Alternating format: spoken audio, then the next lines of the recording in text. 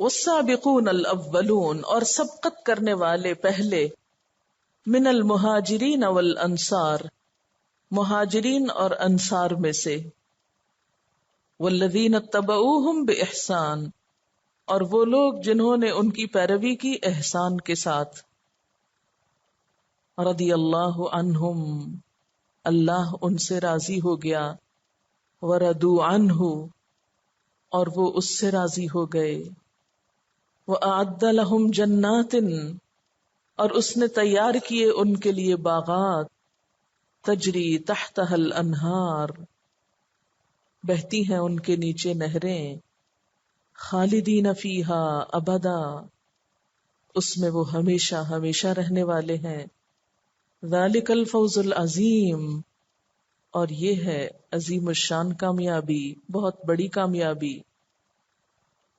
سابقون، سبقت کرنے والے، کون ہیں یہ لوگ؟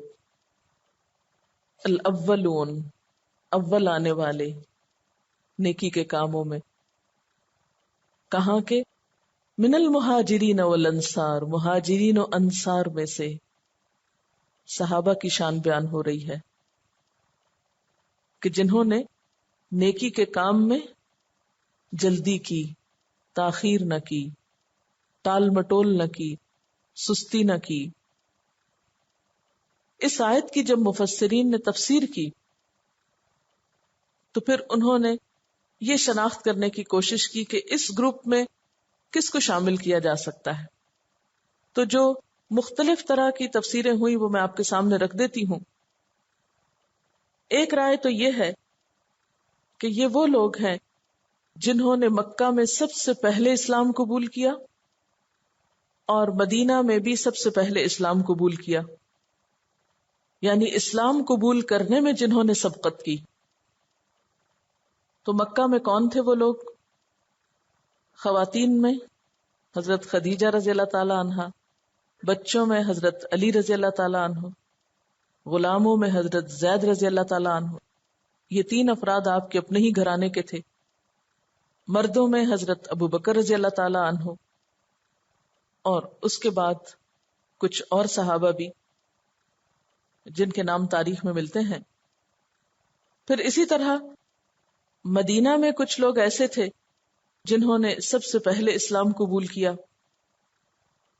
دوسرا معنی اس کا یہ کیا گیا ہے کہ تحویل قبلہ سے پہلے مسلمان ہونے والے مہاجرین و انصار، تحویل قبلہ جس کا ذکر آپ دوسرے پارے میں پڑھ چکے ہیں کہ اس سے پہلے پہلے جو مسلمان ہوئے۔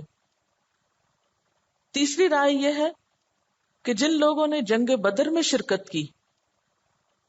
چوتھی رائے یہ کہ وہ صحابہ جو حدیبیہ میں بیعت رضوان میں حاضر تھے، کیونکہ ان کے بارے میں بھی آتا ہے نا رضی اللہ عنہم ورضوا عنہ، جو خوشخبری ان کے بارے میں ہے۔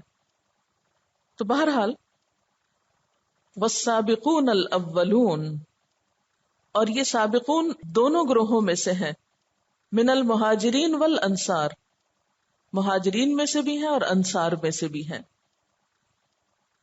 والذین اتبعوہم باحسان، اور وہ لوگ جنہوں نے ان کی پیروی کی احسان کے ساتھ۔ احسان کا معنی اخلاص کے ساتھ، خوبصورت طریقے کے ساتھ، اچھے انداز میں۔ کس کی پیروی کی؟ اتبعوہم کی ضمیر کس کی طرف جا رہی؟ صحابہ کی طرف۔ تو اس آیت سے کیا پتہ چلتا ہے کہ اللہ تعالیٰ کا حکم ماننے کے بعد، رسول اللہ صلی اللہ علیہ وسلم کے اتباع کے بعد پھر کس کا اتباع کرنا چاہیے ہم کو؟ صحابہ کرام کا، صراط الذین انعمت علیہم، کیونکہ وہ لوگ اللہ کی نگاہوں میں مقبول تھے، ان کے عمل اللہ کے ہاں قبول تھے، اللہ تعالیٰ نے ان کو بہت بڑا مقام اور درجہ دیا۔ تو ہمارے ہیروز اور ہمارے آئیڈیلز وہی ہونے چاہیے۔ تو وہ لوگ جنہوں نے ان کی پیروی کی، چونکہ جب ہم آیت کا پہلا حصہ پڑھتے ہیں نا، اچھا مہاجرین اور انصار، نہ ہم مہاجرین میں سے ہیں نہ انصار میں سے، اب ہم کیا کر سکتے ہیں؟ تو فرمایا وہ جو ان کی پیروی کریں گے احسان کے ساتھ، خوبصورتی کے ساتھ اچھے طریقے سے. اس سے ایک تو اصطلاحی تابعین مراد ہے. تابعین کا لفظ سنا ہوگا آپ نے، پڑھا ہوگا. اور بعض کے خیال میں صرف تابعین ہی مراد نہیں بلکہ قیامت تک کے متبعین. تابع اور متبع میں کیا فرق ہوتا ہے؟ تابعین تو ایک اصطلاح ہے جنہوں نے صحابہ کرام کو دیکھا، ان کی کمپنی اور صحبت پائی، ان کا ساتھ دیا، ان کی مدد کی. اور متبعین میں تابعین اور تبع تابعین کے بعد کے لوگ جو ہیں وہ پھر متبعین کہلاتے ہیں، جو انہی کے طریقے پر چلے، انہی کے نقش قدم پر چلے، جنہوں نے ان کی پیروی کی. تو دین کی اصل روح جو ہے وہ صحابہ کے زمانے ہی میں ملتی ہے. دین کی عملی مثالیں، یعنی کسی بھی کام کو کرنے کا عملی طریقہ کیا ہو یہ سمجھ میں نہیں آتا جب تک کہ صحابہ کرام کی زندگی ہمارے سامنے نہ ہو. تو اس کی پیروی کرنا جو ہے وہ بھی انتہائی ضروری ہے. ان سب لوگوں سے، یعنی اس میں کتنی بڑی خوشخبری ہے نا. اور ویسے بھی انسان جن سے محبت کرے انہی میں سے ہے، لیکن شرط یہ ہے نا کہ پھر ہم کام بھی ان جیسے کریں. وہ تو سابقون تھے، نیکی کے ہر کام میں آگے بڑھنے والے، اور ہم ہر کام میں ٹال مٹول کرنے والے، کام چوری کرنے والے. اور کام چوری کس کی صفت تھی؟ اور کام نہ کرنے کے بہانے کرنا کس کی صفت تھی؟ منافقین کی. ہم زبان سے تو اپنے آپ کو سچا مومن کہتے ہیں، سچے مومن ہونے کا دعویٰ کرتے ہیں، لیکن عملی طور پر پریکٹیکلی ہم میں سے کتنے لوگ ہیں جو کسی کام کو کرنے میں، کام کو لینے میں خوش ہوتے ہیں؟ کیا ہمارا عمومی رویہ یہی نہیں کہ ہم اس وقت خوش ہوتے ہیں جب ہم کسی ذمہ داری سے بچ جاتے ہیں؟ آیت 81 میں بھی یہی نفسیات بیان ہوئی ہے. کسی نے کمنٹ بھیجا ہے، کیا سچی نفسیات اللہ تعالیٰ نے پیش کی ہے؟ کیا آئینہ دکھایا ہے ہم کو؟ آج بھی تو ایسا ہی ہے. جب بھی کوئی اہم اور مشکل کام درپیش ہوتا ہے تو سب جان چھڑا جاتے ہیں، بھاگ جاتے ہیں. وہ سابقون نیکی میں دوڑ لگانے والے تھے. سباق دوڑ کو کہتے ہیں نا، سبقت کرنا، آگے نکلنا، بھاگنا. اور ہم جب کوئی کام آنے لگتا ہے تو واپس بھاگتے ہیں، واپسی کی دوڑ تیز ہوتی. جس کے ذمہ کام ڈالا جائے اس کی ذمہ داری ہے کرنا، باقی خوش ہیں کہ جان بچ گئی، کام نہ کرنا پڑا. اور دوسری بات یہ بھی کہ جو خود کام نہیں کرتے عموماً وہ دوسروں کو بھی ڈسکریج کرتے ہیں. اپنی سہولت دیکھو، یہ کیا تم نے اپنے اوپر اتنا جنجال لے لیا ہے.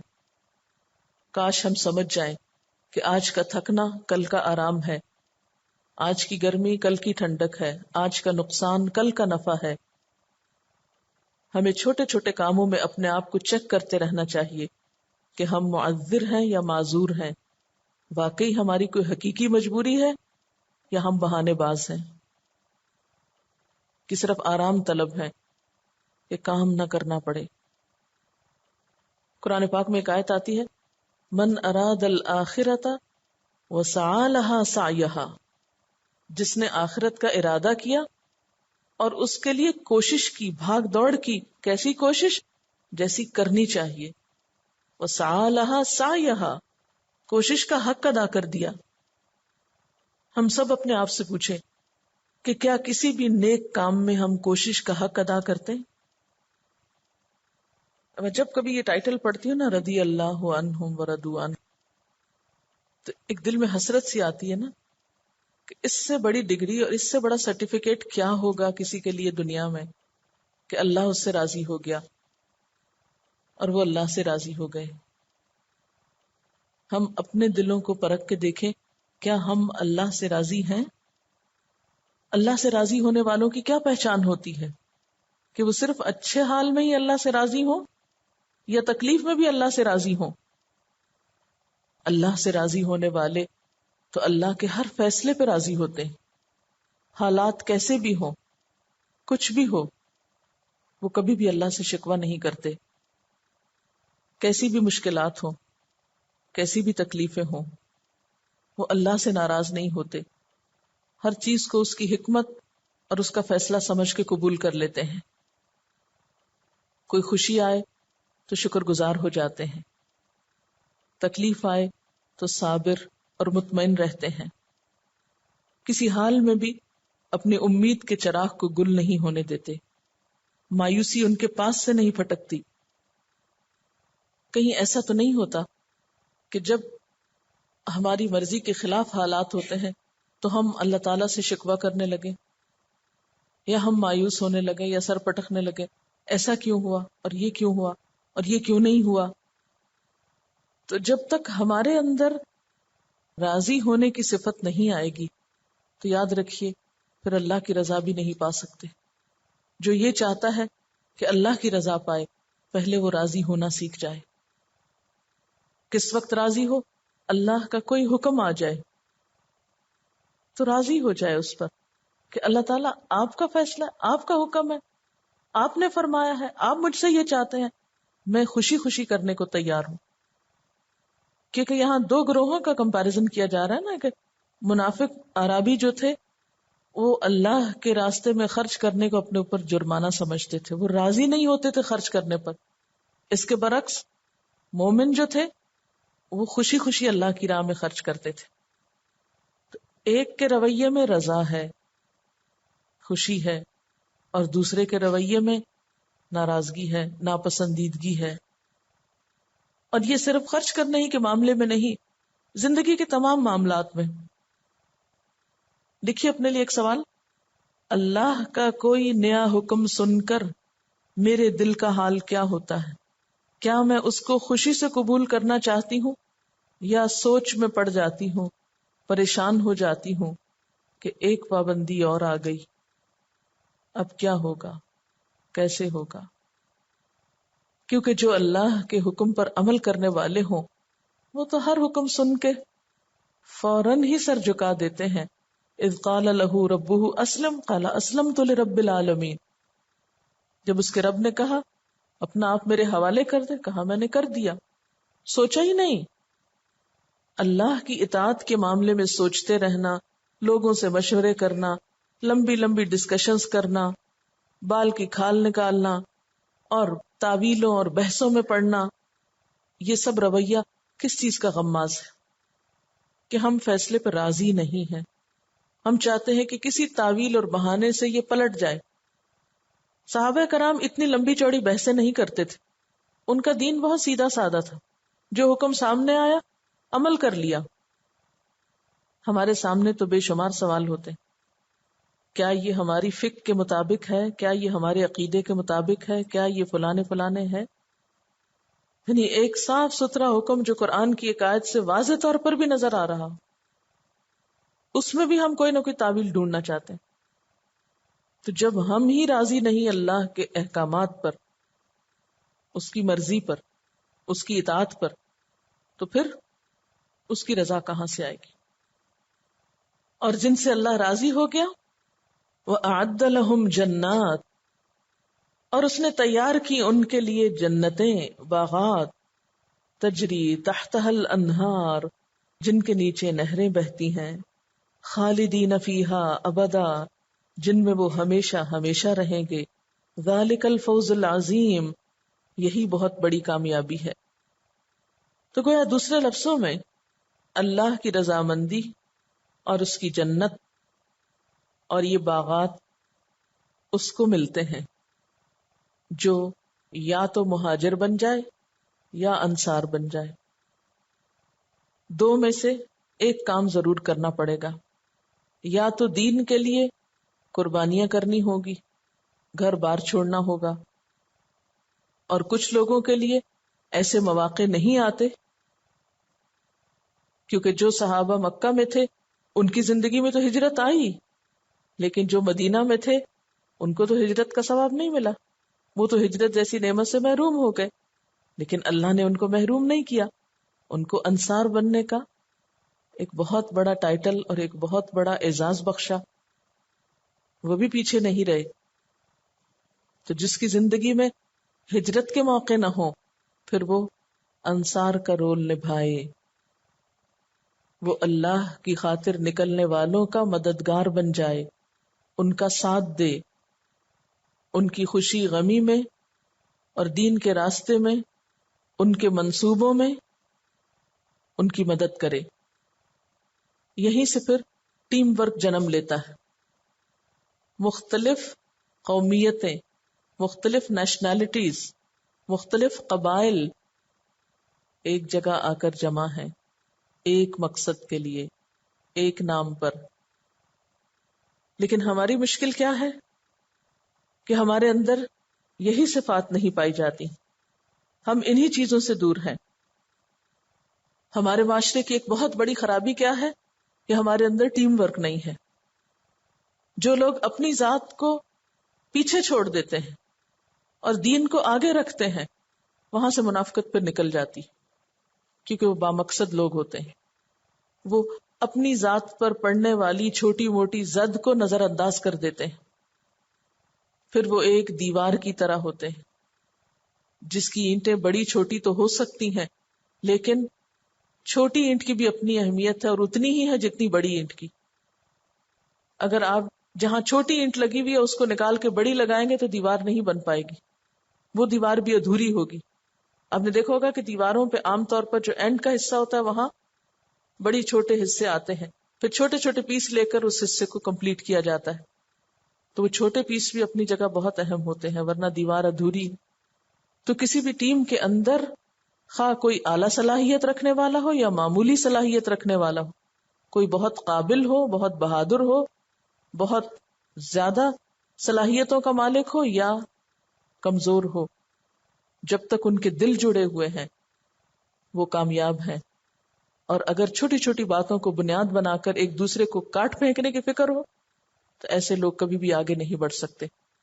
مثال کے طور پر آپ دیکھیے کہ جب حضور صلی اللہ علیہ وسلم جنگ تبوک پر لوگوں کو لے جا رہے تھے تو کچھ لوگ ایسے تھے جن کے لیے سواری نہ تھی اور وہ روتے ہوئے واپس جا رہے تھے۔ کچھ لوگ ایسے تھے جو حقیقی معنوں میں معذور تھے، اور نہ صرف یہ کہ جنگ تبوک میں بلکہ دیگر جنگوں میں بھی۔ مثلا ابن ام مکتوم کے بارے میں آتا ہے کہ جب جنگ احد پہ آپ جا رہے تھے تو آپ صلی اللہ علیہ وسلم کے پاس اور کہنے لگے اللہ کے رسول صلی اللہ علیہ وسلم مجھے بھی ساتھ لے جائیے۔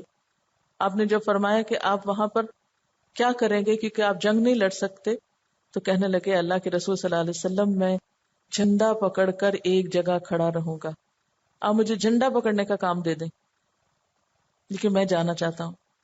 جذبہ دیکھیں نا، شوق دیکھیں۔ اسی طرح ایک اور صحابی تھے عمرو بن الجموح، ان کے پاؤں میں لنگڑا پن تھا، یعنی سیدھا نہیں چل سکتے تھے۔ کہنے لگے اللہ کے رسول صلی اللہ علیہ وسلم مجھے بھی ساتھ لے جائیے۔ آپ نے فرمایا کہ اللہ نے تمہیں معذور رکھا ہے، تمہارا عذر قبول کیا ہے، تم پیچھے رہ کے بھی پورا اجر پالو گے۔ کہنے لگے کہ اللہ کے رسول صلی اللہ علیہ وسلم میں اپنی اسی لنگڑاتی ٹانگ کے ساتھ جنت میں جانا چاہتا ہوں، میں جا کر شہید بھی ہو جاؤں تو میں گھسٹ گھسٹ کے جنت میں چلا جاؤں گا۔ یعنی آگے بڑھ بڑھ کے قربانی کرنے والے اور ذمہ داری لینے والے لوگ تھے۔ آپ دیکھیے کہ جو بہانے کرنے والے منافق تھے ان کے لیے لفظ استعمال ہوا تھا یحلفون لکم لترضوا عنہم فإن ترضوا عنہم فإن اللہ لا یرضی عن القوم الفاسقین۔ اس کے برعکس سچے مومنوں کے لیے رضی اللہ عنہم ورضوا عنہ۔ تو جس معاشرے کے معذور لوگوں میں یہ جذبہ آ جائے کہ انہیں کام کرنا ہے باوجود اس کے کہ ہم معذور ہیں، باوجود اس کے کہ ہم وہ صلاحیت نہیں رکھتے لیکن ہمیں کر کے چھوڑنا ہے، تو وہاں برکتیں ہی برکتیں ہو جاتی ہیں۔ اور جس قوم کے اندر صلاحیت رکھنے والے لوگ پیچھے بھاگنے لگتے ہیں وہاں پھر کوئی کامیابی نہیں ہو سکتی۔ آج امت مسلمہ کی ذلت کی ایک بہت بڑی وجہ یہ ہے کہ ہم میں نا اتفاقی ہے، ہمارے اپنے اندر اتحاد نہیں۔ اور اتفاق اور اتحاد اس چیز کا نام نہیں کہ آپ ایک دماغ ہو جائیں، ایک بالکل سوچ ہو جائیں، ایک صلاحیت کے مالک ہو جائیں تو جب اتفاق ہوگا۔ نہیں، وہ چھوٹی بڑی اینٹیں ہونے کے باوجود اتفاق ہو سکتا ہے اور ایک بڑا کام آپ کر سکتے ہیں، ایک مضبوط قلعہ تعمیر کر سکتے ہیں آپ۔ اصل اتفاق یہ ہوتا ہے کہ اختلاف رائے کے باوجود اتنا بڑا دل رکھنا کہ اکٹھے رہ کے کام کر سکیں، کیونکہ اللہ نے دو انسانوں کو بھی، دو دلوں کو بھی ایک جیسا نہیں بنایا، ہر دو انسان مختلف ہیں۔ جب ہم خود ہی اپنے خیالات سے اختلاف کرتے رہتے، کبھی ایک بات سوچتے کبھی دوسرے، تو دوسرے انسان سے اگر اختلاف ہو جائے تو کیا قیامت ٹوٹ پڑی. یہ اللہ تعالیٰ کا سوچا سمجھا منصوبہ تھا کہ اس نے بندوں کو ایک دوسرے سے مختلف بنایا ہے.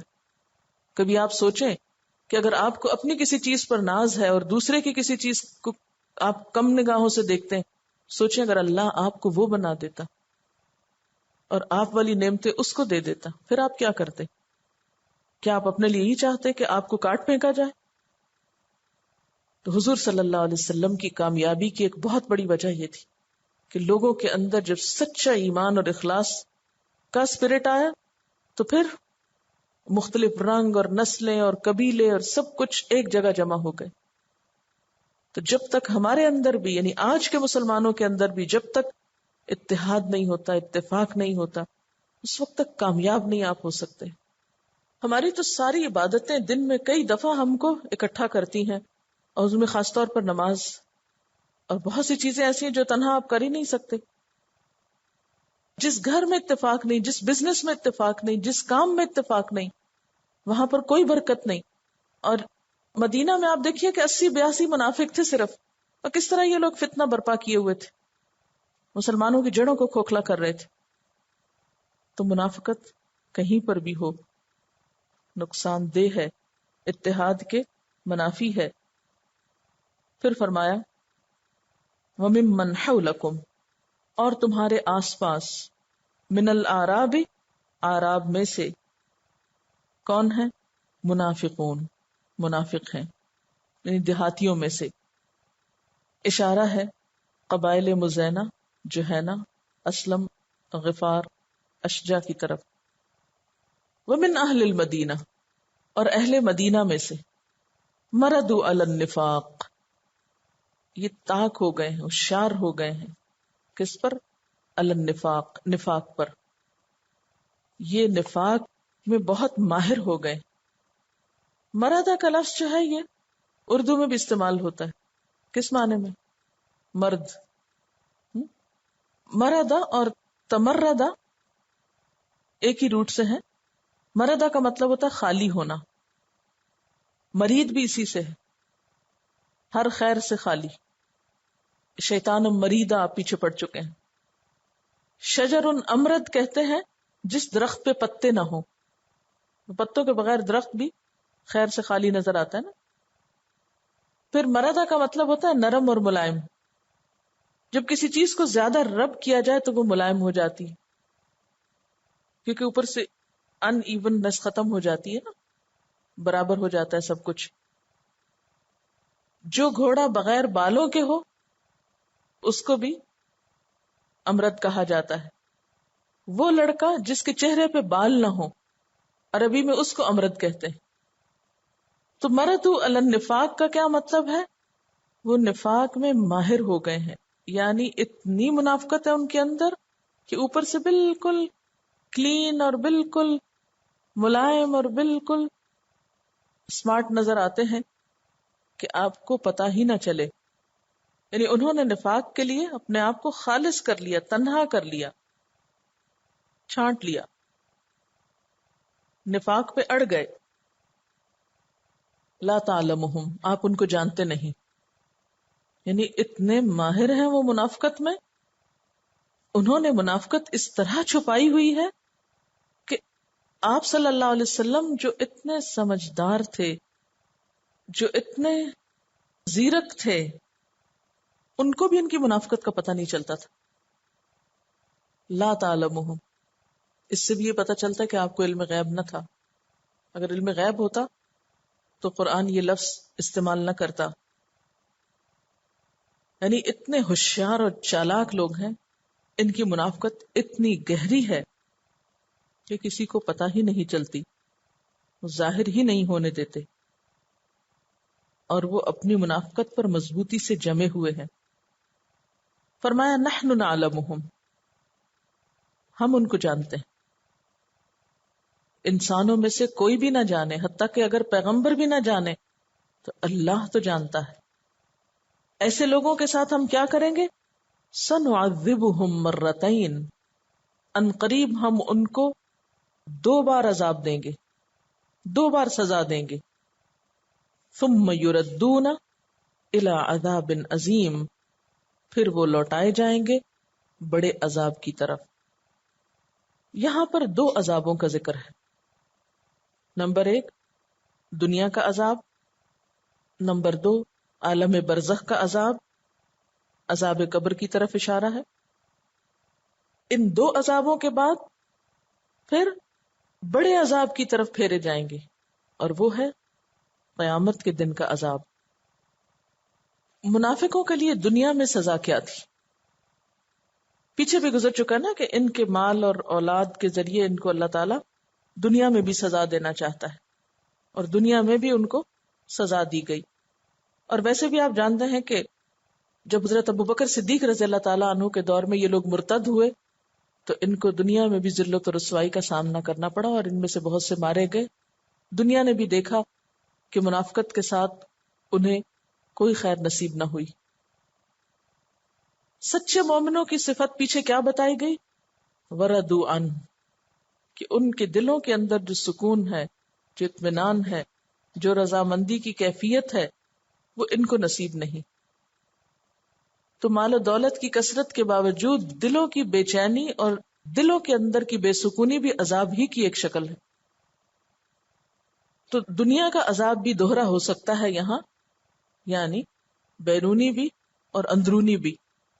اور پھر آخرت میں آپ برزخ اور قیامت کو شامل کر سکتے ہیں کہ وہ دنیا کے عذاب سے بھی بڑا عذاب ہے.